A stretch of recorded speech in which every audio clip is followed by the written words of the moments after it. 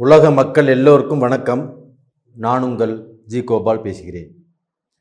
இன்றைக்கி நம்ம பேசக்கூடிய தலைப்பு என்னென்னா ராகு கேதுக்களுடைய பெயர்ச்சி. இந்த ராகு கேதுக்களுடைய பெயர்ச்சி ஆகப்பட்டது 2023 அக்டோபர் மாதம் 30 பெயர்ச்சி ஆகிறது. இது பெயர்ச்சியாகி இது எடுத்துக்கொள்ளும் காலமாகப்பட்டது 1.5 வருடம், அதாவது 1 வருஷம் 6 மாத காலங்கள். இதில் முதல் 6 மாத காலங்கள், அதாவது 180 நாட்கள் உங்களுக்கு எப்படி இருக்க போகிறது அப்படிங்கிறத பார்க்க போகிறோம். அது என்ன ராசிக்கு பார்க்க போகிறோம்னா சிம்ம ராசி. காலபுருஷ தத்துவத்தில் 5வது ராசி, அரசன் அப்படிங்கிற ஒரு சூரிய பகவானுடைய ராசியை தான் இப்போ பார்க்க போகிறோம். இப்போ இந்த சூரிய பகவானுக்கு இந்த ராகு கேதுக்களாகப்பட்டது கடந்த காலங்களில் 9ஆம் இடத்துலையும் 3ஆம் இடத்துலையும் இருந்தது. இப்பொழுது பெயர்ச்சியாகி பின்னோக்கி நகர்ந்து 8ஆம் இடத்துக்கு ராகுவும் 2ஆம் இடத்துக்கு கேதுவும் பெயர்ச்சி ஆகிறாங்க. அப்போ சிம்ம ராசிக்காரங்களுக்கு இந்த பலன் எப்படி இருக்கும் அப்படிங்கிறதா உங்களுடைய கேள்வி. இப்போ இந்த ராகு பகவான் ஆகப்பட்டது குருவுடைய வீட்டுக்கு பெயர்ச்சி ஆகிறது தான் இந்த சிம்ம ராசிக்கு நல்ல விஷயம்.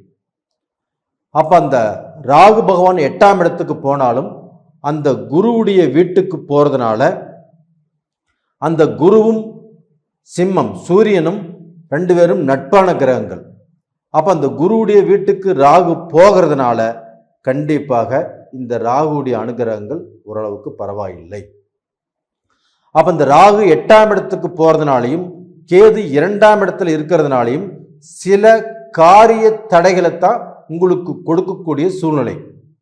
அப்போ எது எடுத்தாலும் நடக்கலை, எது செஞ்சாலும் விளங்கலை, நான் திருமணத்துக்கு முயற்சி பண்ண நடக்கலை, எங்களுடைய காதல் பிரிஞ்சு போச்சு, எங்களுடைய குடும்ப வாழ்க்கை சிறப்பாக இல்லை, இது மாதிரி தடைகளை சொல்லக்கூடிய இடத்துல தான் இப்போ நீங்கள் இருக்கிறீங்க. இது மட்டும் இல்லைங்க, இந்த 8ஆம் இடத்துல ராகுங்கிறது ஒரு அதிர்ஷ்டம்னு கூட சொல்லலாம்.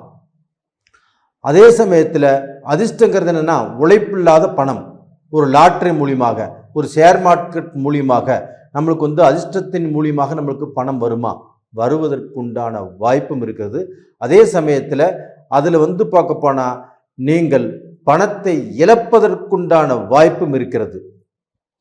காரணம் என்னன்னா, இந்த ராகு நின்ன ஸ்தானமாகப்பட்டது குருவுடைய வீடு. இதன் மூலியமாக நீங்கள் ஏதாவது ரூபத்தில் அதிர்ஷ்டத்தை சம்பாதிக்கலாம். இதே கேது பார்க்க போனால் 2ஆம் இடத்துல இருக்கிறதுனால அந்த கேது பகவானால உங்களுக்கு வரக்கூடிய அதிர்ஷ்டத்தை கண்டிப்பாக தடை பண்ணுவதற்குண்டான காலமும் இருக்கிறது. அப்போ டோட்டலாக பார்த்தீங்கன்னா இந்த ராகு 8ஆம் இடத்துக்கு போயிருக்கிறாங்கன்னா உங்களுக்கு தொலைதூர பயணம், இப்போ வெளிநாடு போகிறது, இடத்த மாற்றுறது, உங்களுடைய வீட்டை மாற்றுறது, உங்களுடைய தொழிலை மாற்றுறது, இப்போ ஒரு ஸ்டேட்லேருந்து இன்னொரு ஸ்டேட்டுக்கு போகிறது, இல்லை ஒரு நாட்டிலேருந்து இன்னொரு நாட்டுக்கு போகிறது, இது மாதிரி மாற்றங்கள் பண்ணக்கூடிய நேரம் கண்டிப்பாக இப்போ வருது. அப்போ இந்த மாதிரி நேரத்தில் கண்டிப்பாக அந்த மாற்றங்கள் உங்களுக்கு கை கொடுக்கும். அப்படி மாறுறது தான் நல்ல விஷயம். இது போக உங்களுக்கு ஒரு அரசியலில் இல்லை ஒரு கவர்மெண்ட் வேலையில் இருக்கிறீங்கன்னா இந்த வேலையிலையும் ஏதாவது ரூபத்தில் ஒரு மாற்றம் வரும், ஒரு ப்ரமோஷன் வரும். ஏதாவது ரூபத்தில் உங்களுடைய வேலையில் சில விஷயத்தை பார்க்க போனால் நீங்கள் தள்ளி போடக்கூடிய சூழ்நிலைகள் உருவாகும். அப்போ டோட்டலாக பார்த்தீங்கன்னா வேலை விஷயத்தில் கொஞ்சம் ஜாக்கிரதையாக இருக்கணும். நீங்கள் அடுத்தவங்களை நம்பியோ, வேலை செய்யக்கூடிய இடத்துல வேலை செய்யக்கூடிய ஆட்களை நம்பியோ ஏதாவது ஒன்று பேசுகிறதோ சொல்கிறதோ, அவங்களுக்கு ஐடியா கொடுக்கறதோ, அவங்களுக்கு பிரச்சனையை நீங்கள் தோளில் தூக்கி போட்டு நீங்கள் அவங்களுக்கோசரம் செயல்படுவதோ கண்டிப்பாக அவாய்ட் பண்ணிக்கணும். 2வது பார்த்தீங்கன்னா இப்போ உங்களுக்கு இருக்கக்கூடிய இந்த பெயர்ச்சியில் பார்த்தீங்கன்னா குரு பகவானும் உங்களுக்கு இருக்கக்கூடிய ஸ்தானம் நல்ல ஸ்தானத்தில் இருக்கிறாங்க. அந்த குரு பகவானாகப்பட்டது பார்க்கக்கூடிய பார்வை சிம்மத்தை பார்க்குறாங்க. அப்போ இந்த சிம்மத்தை குரு பகவான் பார்க்கறதுனால அதுவும் இந்த 6 மாத காலம் வரக்கூடிய மார்ச் வரைக்கும், ஏப்ரலில் இந்த குரு பெயர்ச்சி ஆகுது. அப்போ இந்த 6 மாத காலமும் குரு பெயர்ச்சியுடைய அனுகிரகங்கள் உங்களுக்கு நல்லா இருக்குது. அப்படி நல்லா இருக்கிறதுனால வரக்கூடிய ஆபத்திலிருந்து, உங்களுக்கு வரக்கூடிய இடைஞ்சலிருந்து, வரக்கூடிய தடைகள்ல நீங்க தப்பிச்சுக்கிறதுக்கு நல்ல வாய்ப்பு இருக்குது. இது போக உங்களுக்கு சனி பகவானும் கண்டச்சனி, உங்களுக்கு ராகுக்கு எதுவும் சரியில்லை. அப்போ இந்த காலகட்டத்தில் இந்த குருவுடைய ஒரே ஒரு பலன் தான் உங்களுக்கு நல்ல பலன்.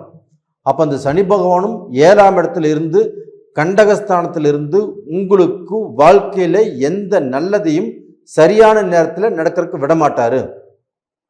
அப்போ தொழிலில் முடக்கம், வியாபாரத்தில் முடக்கம், நான் என்ன செஞ்சாலும் அதில் திருப்தி இல்லை இப்படிங்கிற சூழ்நிலை உருவாக்கும். இந்த ராகு பகவானும் அந்த தொழிலை நல்ல முறைக்கு எடுத்துகிட்டு போகும், நல்லது செஞ்சு கொடுக்கும் அப்படின்னு சொல்லக்கூடிய வாய்ப்புகள் இல்லை.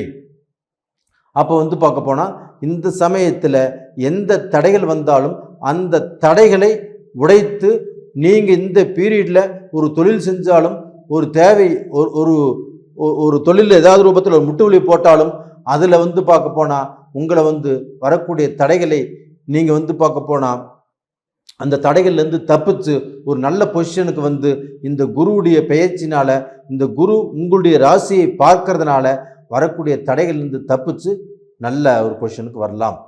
இது போக இந்த 2ஆம் இடத்துல இருக்கக்கூடிய அந்த கேது பகவான் ஆகப்பட்டது, அந்த 2ஆம் இடத்துல இருக்கக்கூடிய அந்த கேது பகவானால கண்டிப்பாக நீங்கள் யாருக்கிட்டையுமே பேசாமல் இருப்பது நல்ல விஷயம்.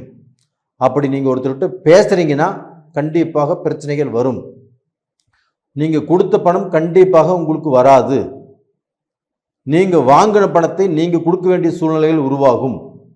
அப்போ இங்கேயே பார்க்க போனால் உங்களுக்கு சில மாற்றங்கள் வந்துடுது. அப்போ நம்ம கொடுத்த பணம் வரல, நாம் வாங்கின பணத்தை கேட்குறாங்க, அது நம்ம கட்ட வேண்டிய சூழ்நிலையில் இருக்கிறோம், என்னடா பண்ணுறது அப்படிங்கிற குழப்பங்கள் உருவாகும். இது போக அந்த 2ஆம் இடங்கிறது குடும்பஸ்தானம். அதே சமயத்தில் அந்த குடும்பத்திலையும் தேவையில்லாத பிரச்சனைகள், தேவையில்லாத குழப்பங்கள், தேவையில்லாத பிரச்சனைகளை உருவாக்கும்.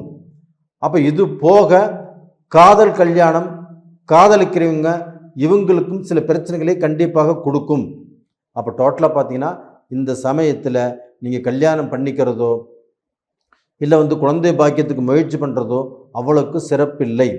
அதே மீறி நீங்கள் செஞ்சீங்கன்னா அந்த குரு பகவானால் முடிஞ்ச வரைக்கும் காப்பாற்றப்படுவீர்கள். ஒன்றும் பயந்துக்க வேண்டிய அவசியங்கிறது இல்லை. இது போக இந்த கோல்சார பலன் இது 30% தான் பலிக்கும்.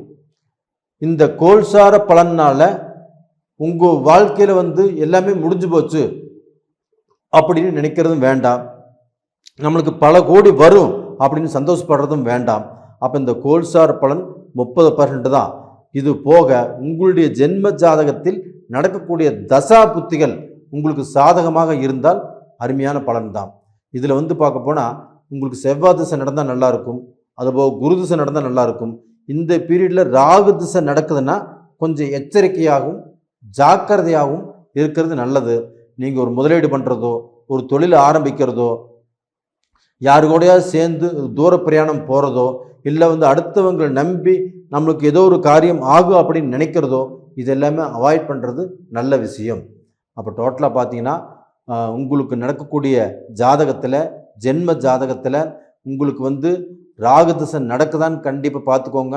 அந்த ராகு திசை நடந்துச்சுன்னா நீங்கள் ரொம்பவும் எச்சரிக்கையோடு இருப்பது அவசியம். அப்படி அந்த எச்சரிக்கையை மீறி நீங்கள் ஏதாவது பண்ணினீங்கன்னா நீங்கள் அனுபவிக்க போகிறீங்கன்னு அர்த்தம். அப்போ அந்த எச்சரிக்கையை மீறி எதையும் பண்ணாமல், எதையுமே அனுபவிக்காமல் இருக்கிறது நல்ல விஷயம். அப்போ உங்களுக்கு செவ்வாய் திசை நடந்தாலும் குரு திசை நடந்தாலும் நீங்கள் எதை பற்றியும் கவலைப்பட வேண்டிய அவசியம் இல்லை. அப்போ டோட்டலாக பார்த்தீங்கன்னா இப்போ உங்களுக்கு அந்த குரு பகவானுடைய பார்வை இருக்கிறதுனால நீங்கள் எல்லா விஷயத்திலையுமே தப்பிச்சு உங்களுடைய வாழ்க்கையில் ஒரு நல்ல நிலைமைக்கு வரக்கூடிய வாய்ப்புகள் நிறைஞ்சிருக்குது. அதனால் எதை பற்றியும் கவலைப்பட வேண்டியதில்லை. இந்த கோல்சார பலன் இவ்வளவு மோசமாக இருக்கிறதே அப்படின்னு நீங்கள் பார்க்க போனால் பயந்துக்க வேண்டிய அவசியம் இல்லை. உங்களுடைய ஜென்ம ஜாதகம் நல்லா இருந்தாவே உங்களுக்கு பார்க்க போனால் எந்த ஒரு குறையும் கொடுக்காது, நல்லது தான் பண்ணும். அப்போ டோட்டலாக பார்த்தீங்கன்னா இப்போ நான் சொல்லக்கூடிய பதிவு உங்களுக்கு பிடிச்சிருக்குன்னு நினைக்கிறேன்.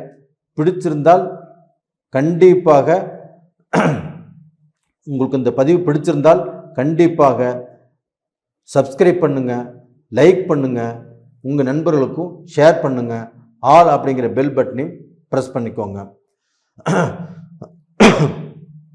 இது போக உங்களுடைய வாழ்க்கையில் எனக்கு இந்த கோல்சார பலன்தான் அதிகமாக பாதிச்சுட்டு இருக்குது அப்படிங்கிற வேதனை உங்களுக்கு வேண்டாம். நேயர்களே, உங்களிடமிருந்து விடைபெறுவது உங்களின் ஜி கோபால். நன்றி, வணக்கம்.